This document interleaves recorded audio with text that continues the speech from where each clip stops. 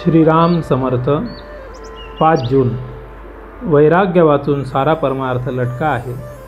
पक्ष्यांची पिले त्यांच्या पंखाखाली वाढतात, त्याप्रमाणे घरातल्या माणसांना आपण प्रेमाच्या आश्रयात ठेवावे। आपण त्यांच्यावर प्रेम करतो याची जाणीव ज्याला असेल, त्याचे दोष काढलेले त्याला बोचत नाहीत। आईने मुलाचे दोष त्याला सांगितले तरी त्याला त्याचे वाईट वाटत नाही। रोग्याच्या अंगातला ताप निघाला की त्याला शक्तीचे औषध लागू पडते, कारण शक्ती येणे हे स्वाभाविक आहे। त्याचप्रमाणे अंतःकरण शुद्ध झाले की परमार्थ सोपा बनतो। परमार्थ मनाचे कष्ट आहेत, कारण आपल्याला मनाच्या आजपर्यंतच्या सवयीच्या उलट जायचे आहे, आणि म्हणूनच परमार्थाला अगदी स्वतःपासून सुरुवात करायची असते। आतमध्ये भगवंतांचे अनुसंधान ठेवून बाहेरून वृत्ती आवरण्याचा जो प्रयत्न करील त्याला परमार्थाचा अनुभव फार लवकर येईल। आपण आपले मन भगवंताच्या अनुसंधानात मोठ्या काळजीपूर्वक ठेवले असताना त्याच्यावर आघात करायला विषय अगदी टपलेला असतो।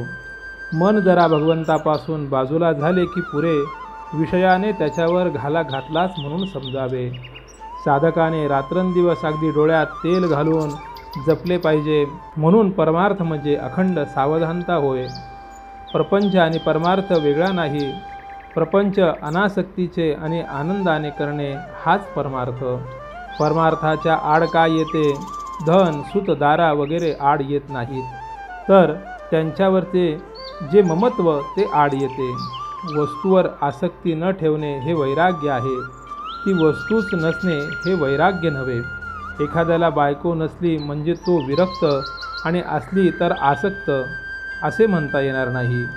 बायको असून लंपट नसेल तो विरक्त आहे, ते परमात्म्याने दिले आहे आणि ते त्याचे आहे असे मानून आनंदाने राहणे हे वैराग्य होय। या भावनेत राहून जो इंद्रियाच्या नादी लागत नाही तो वैरागी।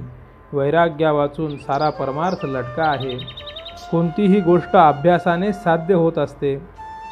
आज खरी भक्ती नाही म्हणून भगवंतांचे स्मरण नाही, आणि भगवंतांचे स्मरण ठेवण्याचा अभ्यास केल्याशिवाय खरी भक्ती येत नाही। शहाण्या माणसाने उगीच विकल्प न वाढविता भगवंतांचे स्मरण ठेवायला आरंभ करावा। ज्या ठिकाणी आपल्या ओळखीचे कुणी नाही, आपले आप्त कुणी नाहीत, जिथे आपल्याला कुणी मान देत नाही, अशा ठिकाणी राहून अनुसंधानाचा अभ्यास करावा। जिथे कुणी आपल्याला ओळखीचे नाही असे स्थान आपल्या अभ्यासाला फार चांगले असते।